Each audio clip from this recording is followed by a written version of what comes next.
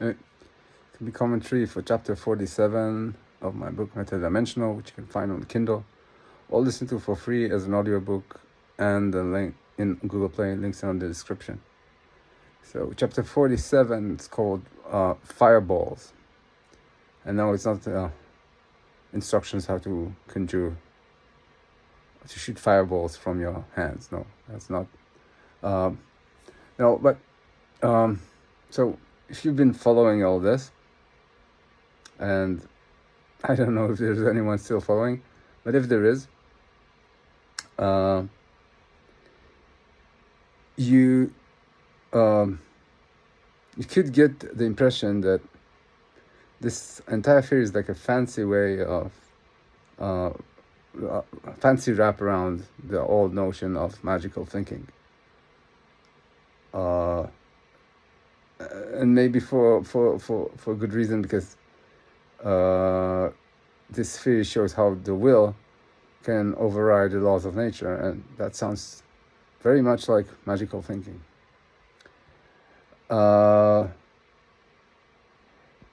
And maybe to some extent, yeah, that's actually accurate, but it's not accurate at all, because that's not what people in the superstitious camp believe.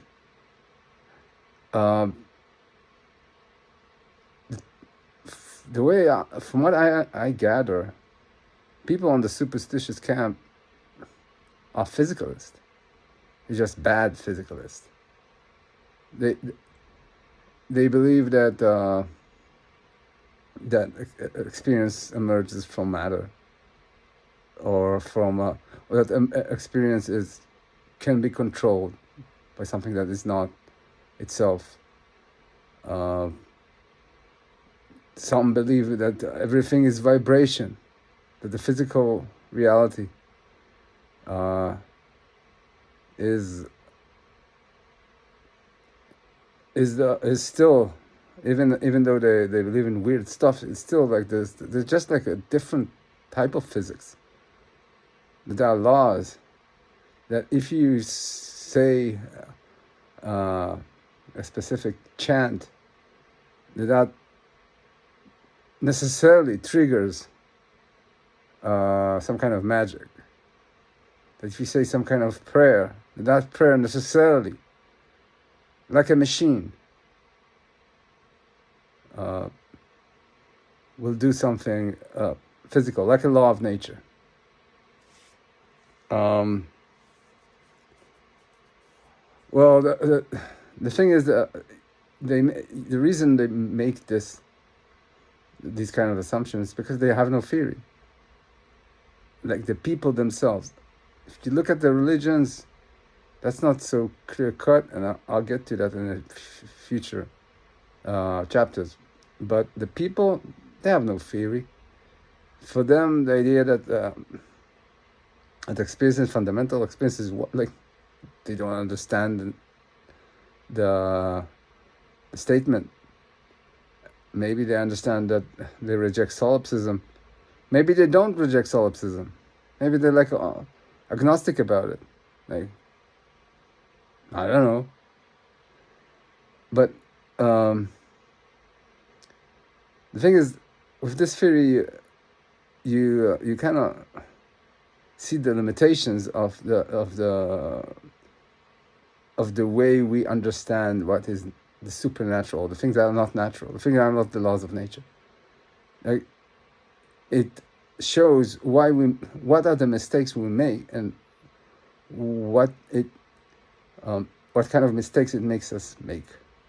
This misunderstanding. Like, for example, metatemporal evolution, or basically the way that we change reality by making choices. When you say make the measurement in the double-slit experiment, insofar as this is an example of metatemporal change, or read the measurement. Let's say that the consequence of reading the measurement ends up being, I don't know, through the butterfly effect, caused the building to collapse and people died. I just made this up. You don't want to do that. You just made a measurement. The effect of the will isn't well, there is like obvious effects of the will. Like if I want to raise my hand, I raise my hand. But the effects of the will on the supernatural are not tracked by us. We don't know what we're gonna do.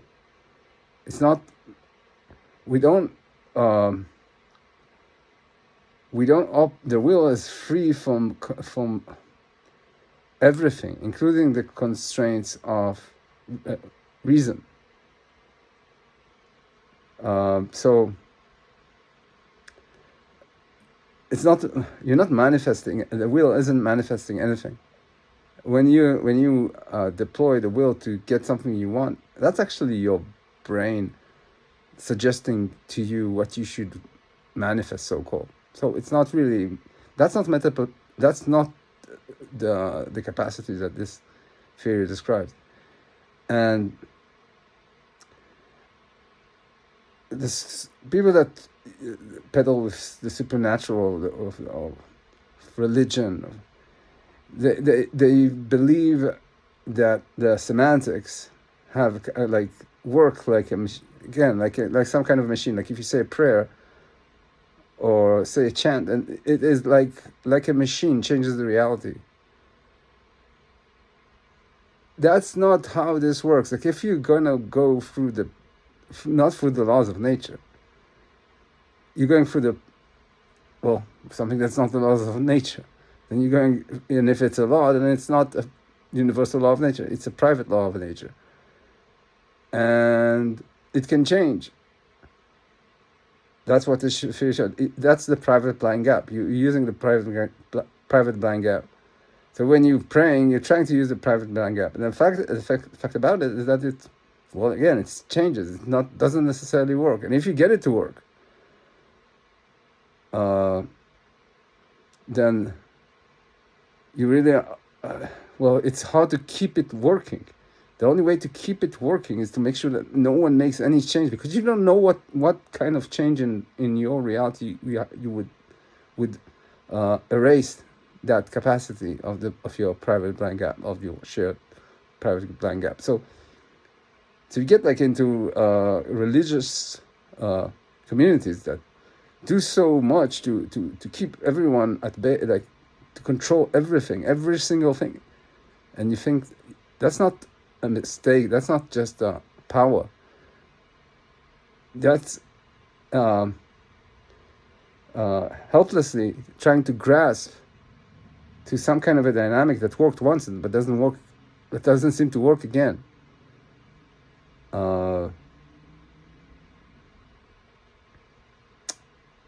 Yeah. So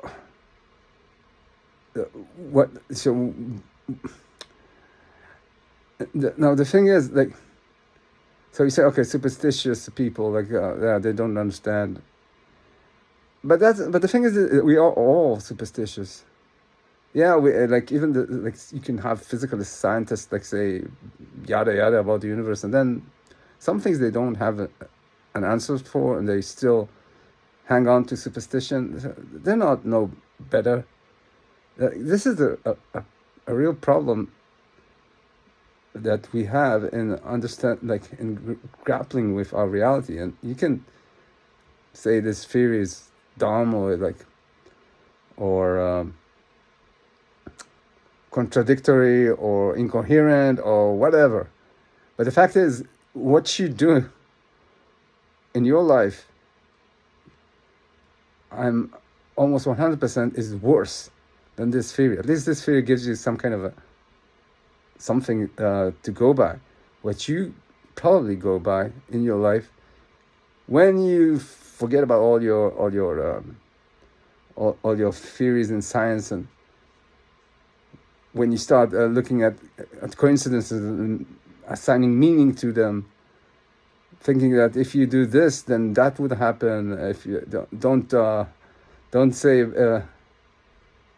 things that to prevent some kind of undesired outcome. Like you operate as a superstitious person, but you don't telling anyone, and you don't have a theoretical basis for it. So this theory is definitely not worse than that.